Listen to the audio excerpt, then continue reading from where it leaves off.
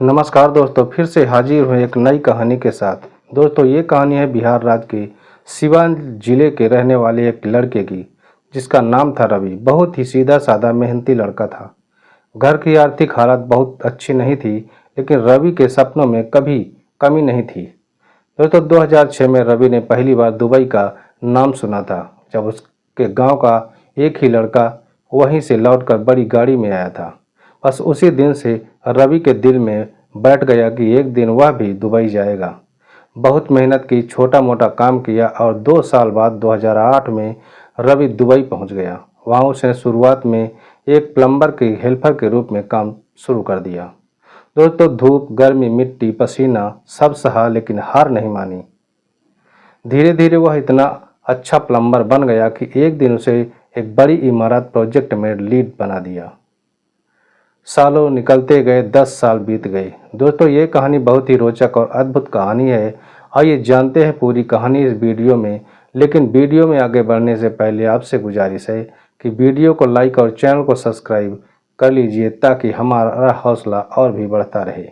दोस्तों, 2018 में रवि की उम्र लगभग 33 साल हो चुकी थी। फिर घर वालों ने उसकी शादी करवा दी। लड़की का नाम था नेहा, जो पढ़ी लिखी, खूबसूरत और समझदार लड़की थी। शुरू में तो रवि को डर था कि नेहा गांव की लड़की है, दुबई वाली जिंदगी शायद उसे न भाए। लेकिन दोस्तों, नेहा बहुत समझदार निकली। दोनों का रिश्ता बहुत प्यारा था। रवि की छुट्टी सिर्फ 2 महीने की थी, लेकिन उन 2 महीनों में दोनों में ऐसे जुड़े कि एक दूसरे के बिना एक पल भी नहीं रह सकते थे। जैसे ही रवि वापस दुबई गया, उसका मन कहीं नहीं लगता। काम में भी मन नहीं लगता, खाना पीना भी छूट गया था। वही नेहा भी दिन रात बस रोती रहती। दोस्तों, वीडियो कॉल पर बात होती तो दोनों एक दूसरे को देखकर और ज़्यादा उदास हो जाते थे। एक दिन नेहा ने साफ कह दिया कि रवि, या तो मुझे ले आओ या खुद वापस आ जाओ, वरना ये रिश्ता नहीं बचेगा। दोस्तों, रवि बहुत कसमकस में था। उसकी कंपनी AI नूर टेक्निकल सर्विस दुबई की एक बड़ी मैप कंपनी थी, जिसमें रवि पिछले 7 सालों से काम कर रहा था। वो उनके लिए बहुत कीमती आदमी बन चुका था। जब उसने अपने मैनेजर से कहा कि वो अब काम छोड़ना चाहता है, तो कंपनी में जैसे हड़कंप समझ गया। दोस्तों, मैनेजर ने उसका पासपोर्ट तक रुकवा दिया और कहा, रवि तुम नहीं गए तो ठीक नहीं है। रवि, तुम नहीं गए तो ही ठीक है, लेकिन अगर जाओगे तो हमारी पूरी साइट लटक जाएगी। अब रवि की कंपनी के मालिक थे शेख हमदान। बहुत चालाक और पैसे वाले आदमी थे। उन्होंने एक प्लान बनाया कि रवि की बीवी को ही दुबई बुला लिया जाए। लेकिन दोस्तों, गल्फ कंट्रीज में हर किसी को परिवार लाने की अनुमति नहीं होती। इसके लिए अच्छी सैलरी और ऊंचा पद होना बहुत ही ज़रूरी होता है। रवि का पद तो इतना ऊंचा नहीं था, फिर क्या, कंपनी ने उसके नाम पर फर्जी पेपर बनवा दिए। रवि को एक सीनियर टेक्निकल इंजीनियर घोषित किया गया। सैलरी बढ़ाकर दिखा दी गई 4 लाख प्रति माह, और इस तरह रवि की पत्नी को भी स्पॉन्सर करके दुबई बुलाने का इंतजाम हो गया। दोस्तों, नेहा के लिए पासपोर्ट, मेडिकल टिकट सब कुछ कंपनी ने दिलवा दिया। जब नेहा दुबई पहुंची तो दोनों की खुशी का ठिकाना नहीं रहा। एक शानदार 2 BHK फ्लैट कंपनी ने रवि को अलॉट कर दिया। नेहा बहुत जल्दी उस नए माहौल में ढल गई। वहाँ की लाइफ स्टाइल, कपड़े, लोग, सब कुछ उसने समझदारी से अपना लिया। लेकिन दोस्तों, कहानी यहाँ खत्म नहीं होती।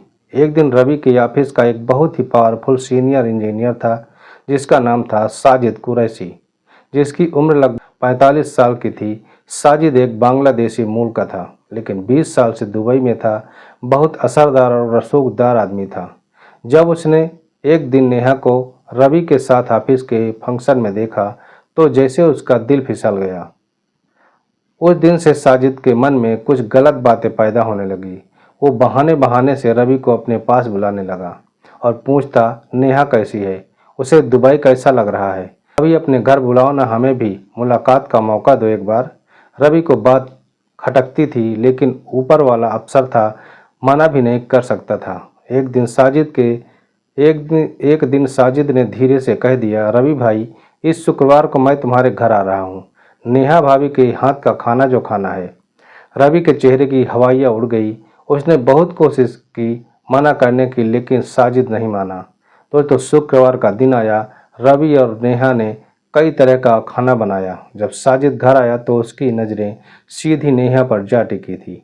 वो ऐसे घूरे जा रहा था जैसे कोई भूखा आदमी खाने को देख रहा हो। दोस्तों, खाना खाते हुए भी वो बार बार नेहा से बात करने की कोशिश कर रहा था, उसकी तारीफें करता जा रहा था। रवि ने महसूस किया, लेकिन खामोश रहा। दोस्तों, रात को जब साजिद चला गया तो नेहा बोली, रवि, मुझे ये आदमी ठीक नहीं लग रहा, तुम्हें इसे दोबारा घर नहीं बुलाना चाहिए। रवि ने भी हामी भरी, लेकिन कहाँ मानने वाला था साजिद। दोस्तों, साजिद ने धीरे धीरे रवि पर दबाव बनाना शुरू कर दिया। कभी नेहा को कंपनी की कोई पार्टी में बुलाने के नाम पर, तो कभी महिलाओं की सोशल कम्युनिटी का बहाना बनाकर। साजिद ने बार बार नेहा से मिलने की कोशिश की। रवि समझ रहा था कि मामला गड़बड़ है, लेकिन दुबई में जिस कंपनी का स्पॉन्सर ही साजिद था, उसके खिलाफ सीधे जाने का मतलब था नौकरी, वीजा और यहाँ तक कि नेहा की लीगल स्टेज, सब कुछ खत्म हो सकती थी। दोस्तों, एक दिन रवि को साइट पर जानबूझकर ओवर टाइम में फंसा दिया गया और उसी दिन साजिद शाम के वक्त रवि के घर पहुंच गया। नेहा एकदम अकेली थी। साजिद बोला, रवि भाई ने कहा था कि तुमसे एक ज़रूरी बात करनी है, इसलिए तुम्हारे घर पे आया हूँ। नेहा को शक हुआ, लेकिन रवि के नाम का हवाला सुनकर उसने दरवाज़ा खोल दिया। दोस्तों, साजिद ने घुसते ही दरवाज़ा अंदर से बंद कर लिया। नेहा एकदम डर सी गई। उससे पहले कि वो कुछ समझ पाती, साजिद ने उसका हाथ पकड़ लिया और बोला, नेहा देखो, मैं बुरा इंसान नहीं हूँ, लेकिन तुम जैसी लड़की के लिए मैं कुछ भी कर सकता हूँ। अगर तुम चाहो तो मैं तुम्हें दुबई की रानी बना दूँ। रवि तो बस एक मजदूर है, लेकिन मैं तुम्हें हमेशा खुशी दे सकता हूँ। नेहा का दोस्तों, नेहा का खून खौल उठता है। उसने पूरा जोर लगाकर साजिद को धक्का दिया और जोरों से चिल्लाने लगी, बाहर निकल जा मेरे घर से, हरामी कहीं का। साजिद को ये चोट लगी, उसके अहंकार को, उसकी मर्दानगी को। उसने जाते जाते सिर्फ एक बात कही कि ठीक है नेहा, अब देखता हूँ रवि कब तक तुम्हें इस मुल्क में रख पाता है। तो शाम को रवि जब लौटा तो नेहा ने सब कुछ बता दिया। रवि का खून खौल उठा, लेकिन साजिद से बिना मतलब खुद की बर्बादी होना। दोस्तों, कहानी यहाँ से और भयंकर हो जाती है। अगले ही दिन रवि को कंपनी से टर्मिनेशन नोटिस मिल गया। कारण बताया गया कि दुबई लेबर लॉ के नियमों के अनुसार रवि का वीज़ा अब वैध नहीं है, क्योंकि उसके द्वारा जमा किए गए डॉक्यूमेंट्स फर्जी पाए गए हैं। दोस्तों, रवि तो समझ गया ये साजिद का ही काम है, लेकिन वो कुछ कर नहीं सकता था, क्योंकि फर्जी डॉक्यूमेंट कंपनी ने खुद बनवाए थे। अब नेहा का वीज़ा भी रवि के वीज़ा से जुड़ा हुआ था, तो उसका भी खतरा था। एक ही हफ्ते में सब कुछ बदल गया। फ्लैट खाली करना पड़ा, पासपोर्ट जब्त कर लिया गया और कंपनी के प्रो ने साफ कह दिया, आपको और आपकी पत्नी को एक हफ्ते के अंदर यूएई छोड़ना होगा, नहीं तो डिपोर्ट कर दिया जाएगा। तो इधर नेहा दिन रात रोने लगी और रवि वो तो जैसे अंदर से टूट ही चुका था। इधर रवि अपने एक दोस्त इमरान, जो शारजाह में एक छोटी सी प्रिंटिंग प्रेस चलाता था, उसके पास गया। इमरान ने उसे सलाह दी, भाई अब या तो साजिद के सामने झुको या फिर इस सिस्टम से बाहर निकलो। यहाँ कानून पैसे वालों का है, गरीब की कोई सुनता नहीं। रवि ने पूछा, तो करूँ क्या? इमरान बोला, एक ही रास्ता है भाई, ब्लैक में रुक जाओ, यानी कानून स्टेट बिना छुप कर। लेकिन याद रख, पकड़े गए तो जेल और फिर हमेशा के लिए बैन हो जाओगे।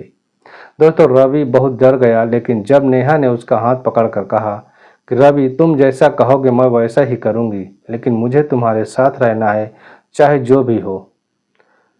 तब रवि ने एक खतरनाक फैसला लिया, वो दुबई नहीं छोड़ेगा। और फिर शुरू हुआ उनके जीवन का सबसे डरावना चैप्टर।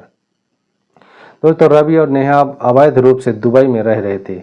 एक पुराने इंडियन कैंप में शरण मिली, जहां 10 से 12 लोग एक छोटे कमरे में रहते थे। खाना, पानी, कपड़े सब जैसे किसी और युग की चीज़ लगती थी। नेहा के लिए ये सबसे कठिन समय था। एक दिन उसे तेज बुखार हो हॉस्पिटल ले जाने की भी हिम्मत नहीं थी, क्योंकि वहाँ पासपोर्ट मांगते थे। दोस्तों, रवि सब कुछ देख रहा था और अंदर ही अंदर मर रहा था। एक रात जब नेहा बेसुध पड़ी थी और उसे होश तक नहीं था, तब रवि ने आसमान की तरफ देखा और बस इतना सा कहा, हे भगवान, अगर मेरी बेबी को कुछ हुआ तो मैं खुद को कभी माफ़ नहीं कर पाऊंगा। और अगले ही दिन कुछ ऐसा हुआ जो रवि की जिंदगी का सबसे बड़ा मोड़ बन गया। जहाँ टूटे सपनों की राख में उम्मीद की एक चिंगारी जलती है और एक मजबूर पति अपने प्यार को बचाने के लिए उस रास्ते पर चल पड़ता है जहाँ से कोई वापस नहीं आता। एक वादा मौत से पहले नेहा 4 दिन से बुखार में तड़प रही थी। उसका शरीर जल रहा था और आंखें जैसे जिंदगी से हार चुकी थी। छोटे से कमरे में जहाँ 8 मजदूर और रवि नेहा जैसे तैसे रह रहे थे, वहाँ न डॉक्टर था न दवा, बस दुआ थी जो अब तक पूरी नहीं हुई थी। दोस्तों, रवि उसकी सूखी हथेली पकड़कर बैठा हुआ था। पंखा भी नहीं चल रहा था, बिजली का कनेक्शन कट चुका था, सब कुछ एकदम बिखरा हुआ था। दोस्तों, रात के 2 बजे रवि उठ खड़ा हुआ। उसने नेहा के माथे पर आखिरी बार ठंडा पानी रखा, अपनी चप्पल पहनी और बाहर निकल गया। अब रवि के सामने 2 ही रास्ते थे, या तो नेहा को अस्पताल ले जाकर उसकी जान बचा ले, लेकिन उसके बदले में खुद का और नेहा का डिपोर्टेशन और बैन पक्का था, या छुप कर इलाज कराने की कोशिश करे, लेकिन देरी में नेहा की मौत भी हो सकती थी। तो रवि ने पहला रास्ता चुना। वो नेहा को गोद में उठाकर बाहर निकल पड़ा। एक दोस्त से उधार में गाड़ी मंगवाई और रात के 3 बजे उसे रशीद हॉस्पिटल लेकर पहुंच गया। हॉस्पिटल में पहुंचते ही पहले पासपोर्ट मांगा गया। उसने कहा, पासपोर्ट नहीं है, कोई आईडी नहीं है, तो फिर इलाज नहीं हो सकता, ऐसा नर्स ने कहा। तो रवि ने दोनों हाथ जोड़ लिए। बहन, ये मेरी बीवी है, इसके सांसें रुक सकती है, इंसानियत के नाते इसे बचा लो। जब चाहो मुझे पकड़ लेना, लेकिन सबसे पहले इसे बचा लो। दोस्तों, नर्स कुछ देर तो चुप रही, फिर बोली, ठीक है, आईसीयू में शिफ्ट कर दो। दोस्तों, नेहा को आईसीयू में ले जाते हैं। रवि वहीं फर्श पर बैठ गया, ठंडी जमीन पर कांपता हुआ। दोस्तों, सुबह 6 बज जाते हैं। पुलिस आई, अस्पताल ने सूचना दे दी थी, रवि को पकड़ लिया गया। तुम ब्लैक में रह रहे हो, तुम्हारे खिलाफ अवैध रुकने, गैर कानूनी नौकरी और डॉक्यूमेंट फर्जीवाड़े का केस बनेगा। दोस्तों, रवि चुप, बस एक सवाल किया, नेहा कैसी है? दोस्तों, पुलिस वाले ने डॉक्टर से बात की, जवाब आई, कृपया इन्हें आईसीयू दिखा दो, शायद आखिरी बार मिलने की इजाज़त मिल जाए। दोस्तों, रवि को आईसीयू ले जाया गया। नेहा आंखें खोल चुकी थी, लेकिन बहुत कमज़ोर थी। उसे देखकर हल्की मुस्कान आई। रवि, तुमने मेरा वादा निभाया। रवि ने उसका हाथ पकड़कर कहा, तू ठीक हो जा, फिर चाहे मुझे जेल हो जाए, मैं हर जन्म में तुझे ही मांगूंगा। नेहा ने आंखें बंद की। नर्स ने कहा, अभी खतरे से बाहर है, लेकिन कुछ दिन आईसीयू में रखेंगे। दोस्तों, रवि चैन से मुस्कुराया और खुद को पुलिस के हवाले कर दिया। दोस्तों, अब कहानी 2 हिस्सों में बंट गई थी। एक तरफ नेहा अस्पताल में थी, एकदम अकेली, अनजान देश में, बिना कोई जान पहचान के। दूसरी तरफ रवि दुबई के अलकैदी डिटेंशन सेंटर में, जहां ब्लैक में रहने वालों को डिपोर्ट करने से पहले महीनों रखा जाता है। दोस्तों, नेहा को अस्पताल से छुट्टी मिल गई, लेकिन उसके पास रहने की कोई जगह नहीं थी। रवि के एक पुराने साथी इमरान ने फिर से मदद की, उसे एक एनजीओ महिला शेल्टर में जगह दिलवा दी। तो 3 महीने बाद नेहा इंडिया लौट आई, क्योंकि रवि का केस अभी बंद नहीं हुआ था और उसका वीजा भी रद्द हो चुका था। उसने जाते जाते रवि को मिलने की इजाज़त मांगी। दोस्तों, जेल प्रशासन ने हाँ कर दी। नेहा और रवि अब एक शीशे के आर पार बैठे हुए थे। नेहा की आंखें एकदम भीगी हुई थी। रवि का चेहरा थोड़ा कमज़ोर पड़ गया था, लेकिन मुस्कान पहले से ज़्यादा सच्ची। और नेहा, जब यहाँ से निकलूँ, रवि का चेहरा थोड़ा कमज़ोर था, लेकिन मुस्कान पहले से ज़्यादा एकदम सच्ची थी। नेहा ने कहा, जब यहाँ से निकलूँ तो तुझे लेने फिर से दुबई आऊँगा। नेहा रोते हुए बोली, इस बार मत आना रवि, इस बार मैं तुझसे इंडिया में शादी करूँगी, फिर से, एक बार नहीं, हर जन्म में। रवि की आंखों में आंसू थे।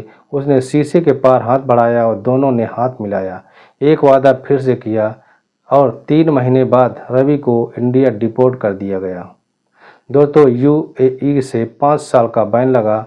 वो गांव पहुंचा, माँ की चूड़ियाँ हाथ में ली और फिर नेहा को लेने के लिए मायके चला गया। दोस्तों, नेहा वही खड़ी थी, लाल साड़ी में, जैसे बरसों से इंतजार कर रही हो। उसने रवि को गले लगा लिया। अब कहीं मत जाना रवि, अब हमें किसी दुबई की नहीं, सिर्फ हमारी छोटी सी दुनिया की ज़रूरत है। दोस्तों, सपने बड़े हो तो ज़रूरी नहीं कि दुबई जैसे शहर ही उन्हें पूरा करे। दोस्तों, कभी कभी एक टूटा मकान और दो सच्चे दिल पूरी दुनिया से बेहतर होते हैं।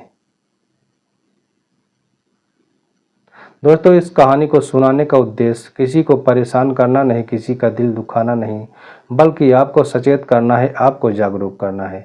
दोस्तों, दुनिया में बहुत कुछ होता है जिससे हम अनजान। दोस्तों, अभी तक अगर आपने हमारे चैनल को सब्सक्राइब नहीं किया है तो वीडियो को लाइक कर दीजिए और हमारे चैनल को सब्सक्राइब कर लीजिए। दोस्तों, मिलते हैं अगले नए वीडियो में। तब तक अपना और अपनों का ख्याल रखें। धन्यवाद।